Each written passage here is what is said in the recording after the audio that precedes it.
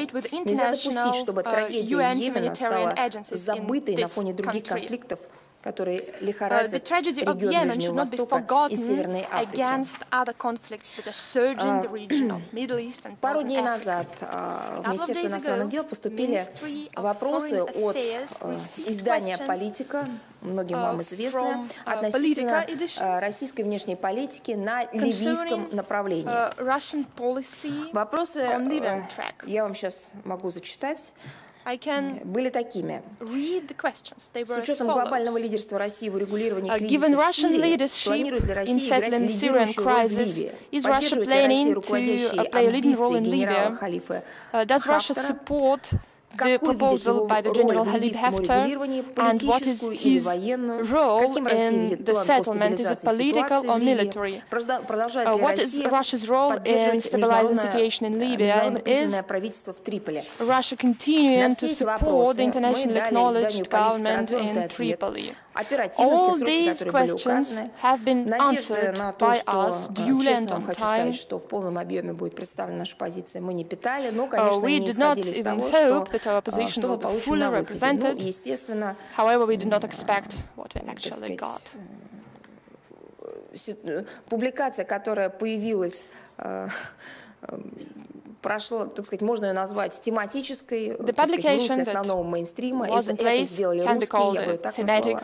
Поэтому, учитывая тот информационный ущерб, который нам нанесла эта публикация, при том, что все профессиональные этические моменты мы, так сказать, постарались соблюсти в общении с этим изданием, я хотела бы озвучить наши ответы на вопросы издания для того, чтобы действительно позиция России по ситуации в Ливии была донесена до средств массовой информации и общественности непосредственно от нас, а не через это издание, которое, конечно, полностью исказило все, что происходит на ливийском направлении в российской внешней политике. Мы внимательно следим за происходящим в Ливии, о чем вы, наверное, знаете, регулярно. Вот тоже интересно, да, нам вопросы задаются. Столько раз мы говорили на тему Ливии и отвечая на ваши вопросы и инициативы, столько раз об этом говорил Сергей Лавров. Подробнейшие комментарии has given detailed comments on this topic. They were disseminated and they were published on all our official resources. But Politico edition seems to ignore them. Even despite the fact there were answers prepared especially by them, they ignored them as well. We are deeply concerned by the fact that a contradiction that there is between Tripoli and Padru leads to political, social and economic problems. There is a vacuum of power in some regions of the state which brings about activity of Al-Qaeda and affiliated terrorist groups. Leaders' fate целостности этой страны.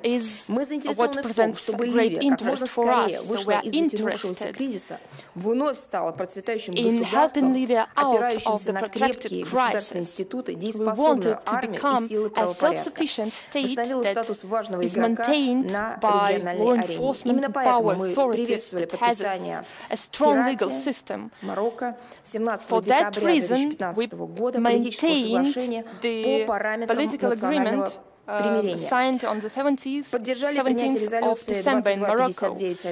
For that reason, we supported the UN Security Council resolution that stipulated that Hirata agreements were key elements in settling Libyan crisis. And it was our idea to add provisions that should make the political process all-inclusive.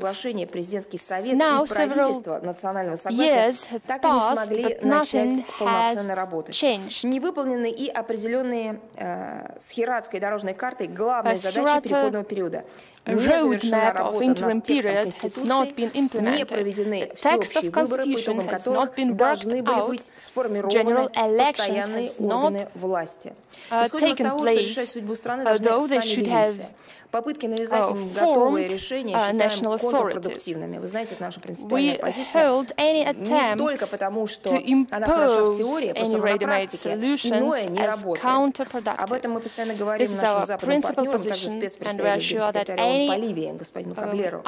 Вместе с тем убеждены, что новые общенациональные органы власти должны представлять интересы всех общественно-политических сил и племенных групп. Без этого сдвинуть процесс с мертвой точки не получится.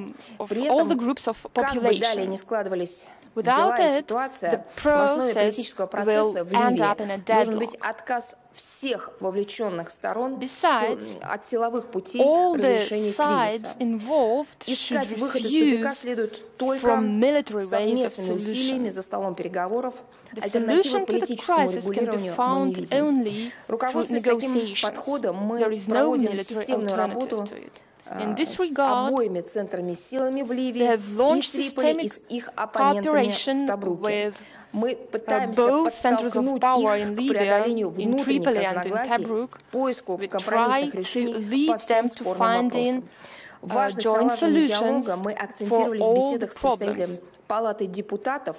Хотел бы напомнить парламент в Тобруке с Салихом и командующим ливийской национальной армией маршалом Хафтаром в ходе их визитов в Москву в ноябре-декабре 2016 года. В том же ключе ведем работу и с правительством национального согласия. С премьером Сараджем, министр иностранных дел Российской Федерации Сергей Лавров встречался в Нью-Йорке в сентябре прошлого года. В ближайшее время, в феврале, планируется принять его в Москве. Контакты российской стороны с Хафтаром вызывают такой повышенный интерес, я бы сказала, даже ажиотаж в иностранных средствах массовой информации и в среде международных обозревателей. Я уже неоднократно встречалась с ситуацией, когда эти российские усилия, эти контакты выхватываются из полной картины того, что мы делаем на ливийском направлении, и рассматриваются как нечто отдельно стоящее, не связанное с остальными нашими шагами и действиями по урегулированию ситуации в этой стране. Это, конечно, все во многом искажает объективную картину.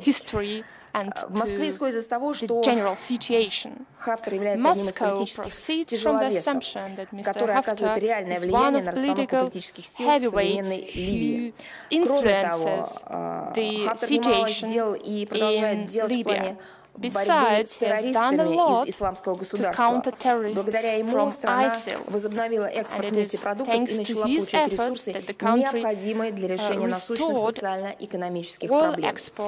Но еще раз хочу вам повторить, еще раз хочу вас в этом убедить, и в это не надо верить или не верить, это данность. Мы взаимодействуем с различными силами, об этом вас информируем, понимая, каковы, на наш взгляд, принципы, лежащие в основе возможного ливийского урегулирования. Ливийская национальная армия, как представляется, может составить костяк будущих единых вооруженных сил страны, представляет собой в целом неплохо оснащенные и организованные военизированные формирования, которые доказали и доказывают способность проводить масштабные боевые операции. Тому свидетельство довольно успешная кампания по зачистке от экстремистов в Бенгази, Дерна, ряда других населенных пунктов на востоке Ливии. К борьбе с террористическим подпольем, поддержанию правопорядка в стране и должна сводиться ее основная функция. Вот те ответы на поставленные вопросы, которые мы предоставили. Я вас искренне призываю ознакомиться с статьей в Politico для того, чтобы вы могли сравнить нашу позицию с тем видением нашей позиции, которая изложена в этом издании. В принципе, все остальное примерно так же по освещению российских подходов в этом издании.